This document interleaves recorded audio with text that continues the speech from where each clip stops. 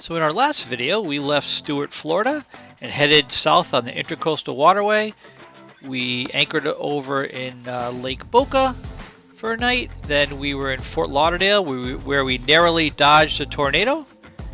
Moved on down through Miami, and then we took a Gulf Stream crossing, rather bumpy crossing, and then finally ended up in the Berry Islands of the Bahamas. In today's video, we're back at Great Harbor Key, enjoying some of the most gorgeous beaches that Bahamas has to offer. Cakes get to take a nice little run, and then we go off on an excursion down Shark Creek, head out and do some fishing, a few different trips, and then we take our catch, get it cooked up at a local restaurant, and we dine with some friends, and they serenade us after an awesome evening. Have you ever dreamed of selling it all and cruising into the sunset? Well, that's exactly what we did. It's no fun going it alone though, so why don't you join us for the ride? So nice to be back in the Bahamas. Well, we're here in Great Harbor Key in the Berry Islands, and first morning, the thing to do is head to the beach. It's probably about a mile or so from the marina, a nice little walk through the old golf course.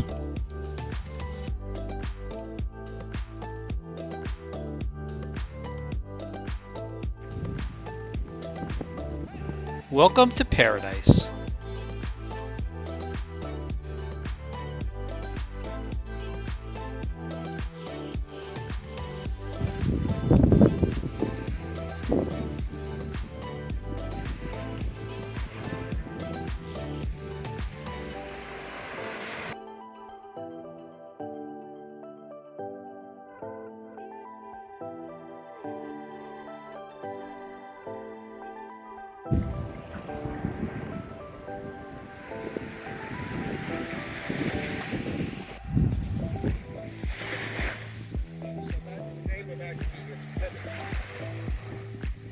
And of course, the new beach bar.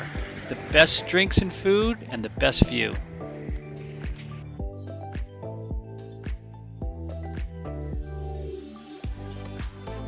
And I made the bread today. It's my first bread of the season, so not fabulous, but one of these up here. Look at that. Look at that. Yeah, look at that. PDQers. PDQers. We know how to drink and eat in style. Cheers, everybody. So Garth and Sue, originally from South Africa, treated us to a delight of some dried ginger, some fine rum, and dark chocolate.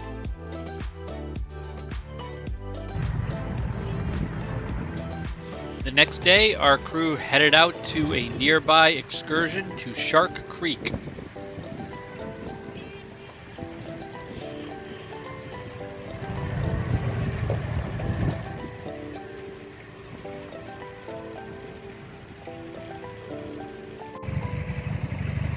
Shark Creek gets progressively shallow and narrow, so you definitely want to do it on a high tide.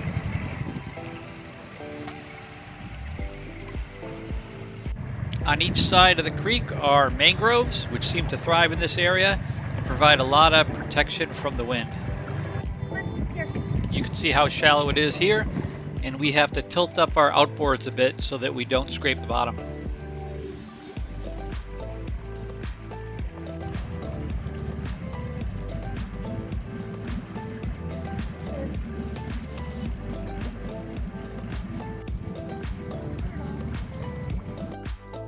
We actually saw a small shark right about here. First one we've seen in there. There's really more turtles than sharks, so surprised it's not called Turtle Creek. The creek takes you from the Bahama bank side to the ocean side, and it opens up nicely, and eventually you get to nice blue water. There's a ton of rays and sea turtles around here, but it's really hard to catch them on film because they motor around really quickly.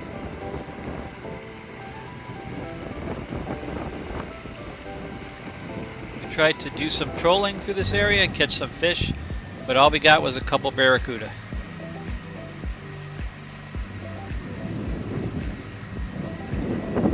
At the very end, just before the ocean, you come to this gorgeous beach, which makes it all worthwhile. We only spent about an hour or so on the ocean side, wanted to get back before the tide got too low. Back at the marina, it was nice to walk the docks for the first time in a year and see what's changed. And in true Bahama fashion, not much. One notable addition though is a little cafe called the Wharf Cafe at the end of the dock. It's operated by Claudette, and it's got excellent food. It serves breakfast, lunch, and dinner, but it's super tiny. It's the kind of place where you have to go there every day and ask what they're cooking. They often have conch fritters, some lobster, ribs, burgers, so you're going to really find something you like there. And the prices are really reasonable. We spend a lot of time at the beach at Great Harbor Key, and here's why.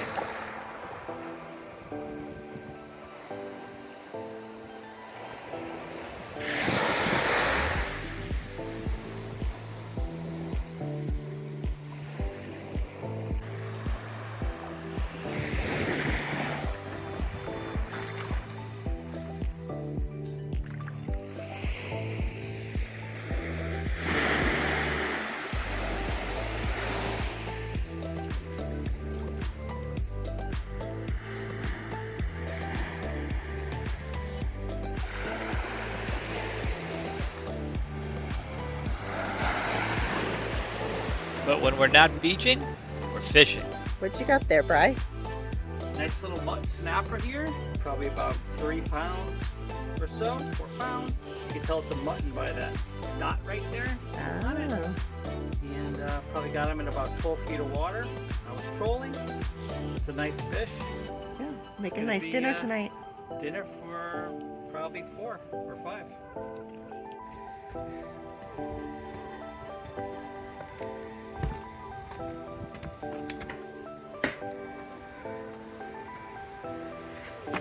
Okay, let's go in the front hole here. So Laura and I, we actually about 2 months ago replaced all of our sanitation hoses with these kind of expensive ones, and they come with a 10-year anti-smell warranty, anti-odor, so that's great. So here's how this whole thing works. So essentially, our sanitation system, when you flush the toilet in the other room, which is on the other side of this wall, all the goodness comes in here into this hose and drops down. This is a holding tank all under the fiberglass. And then this is a vent to the outside. This is electric, a meter that tells the level of the goodness in there. And then what happens is we have this thing, it's called a Y valve.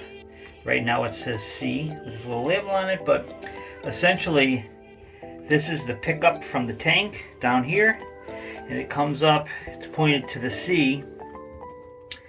So it goes this way and into this pump and up this loop and then out through a hole in another compartment in the bottom of the boat. And then you could dump out when you're at sea, like about 3 miles out to sea. You could actually dump in the ocean. If not, you have to get your boat pumped out at the marina.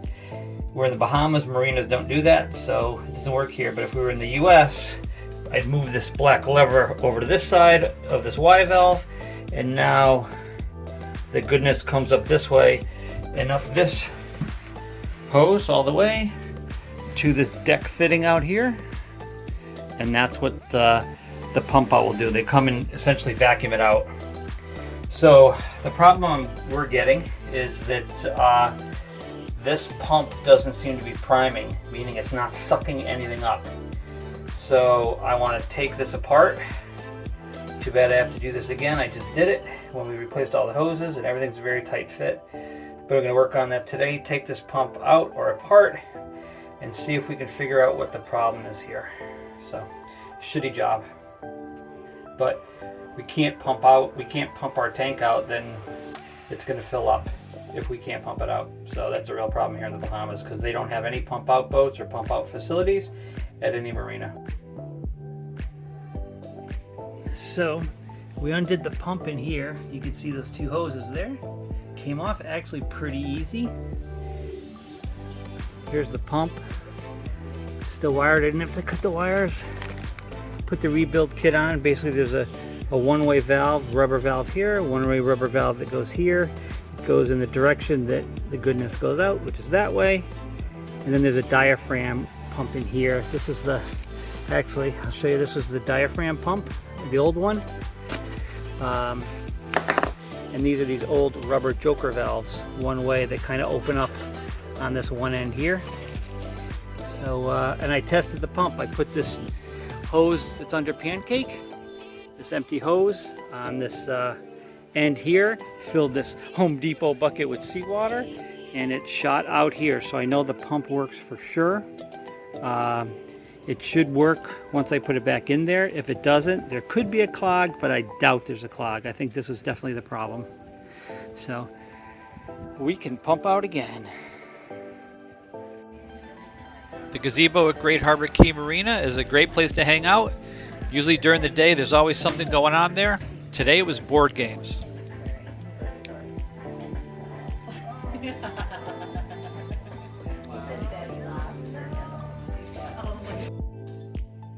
And that night we decided to do a pizza party with Sally and John's portable pizza oven.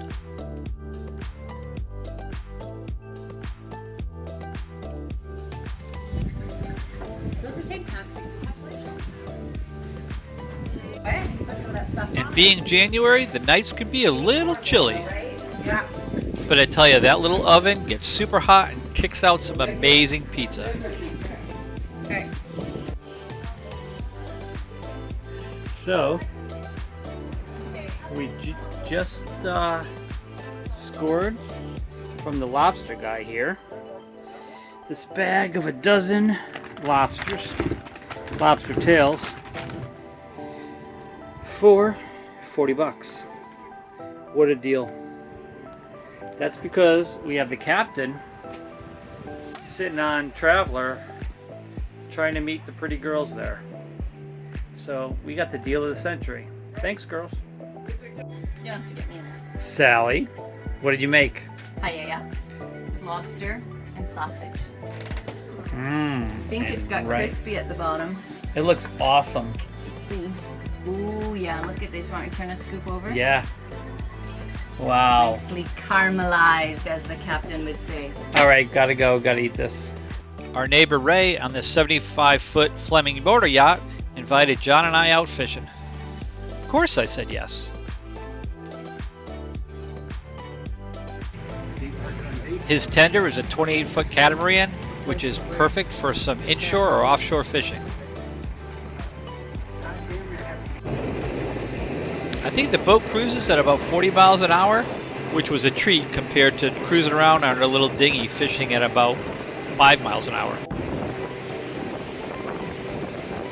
I felt like competition sport fishermen out on the hunt. About 10 miles away from Great Harbor Key is Coco Key, which you may know as a cruise ship destination in Royal Caribbean and I think Norwegian's private islands. That's where we were headed to do some fishing. And it only took a few minutes before John hooked up for the first time.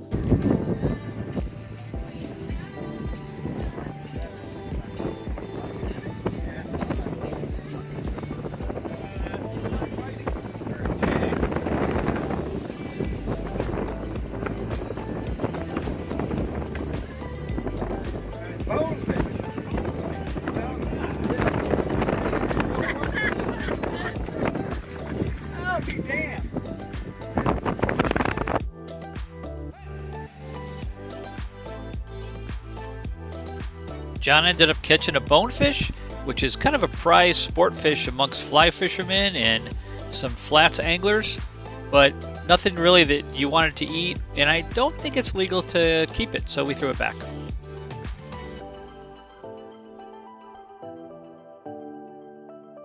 We also caught a number of small mutton snappers, which we did keep because they are delicious.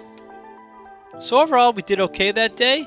Got a few yellowtail snappers, a few mutton snappers, that one bonefish. Overall, though, a gorgeous day, and was thrilled to be able to do some sport fishing in the Bahamas. So we took the fish back, and Ray cleaned them up for us.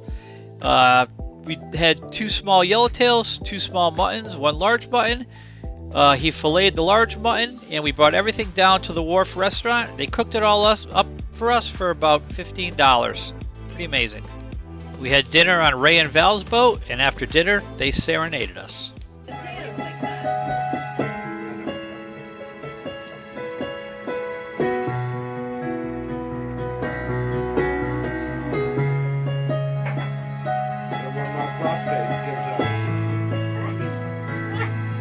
That's going on the video. Lord, don't think hard time would be that hard on me. I could pick up trash on the side of the road, but I'd die if I saw someone I know. It ain't the chain, it's the clothes that's stopping me. So that's a little of our life at Great Harbor Key. Thank you all for watching. We hope you enjoyed the video.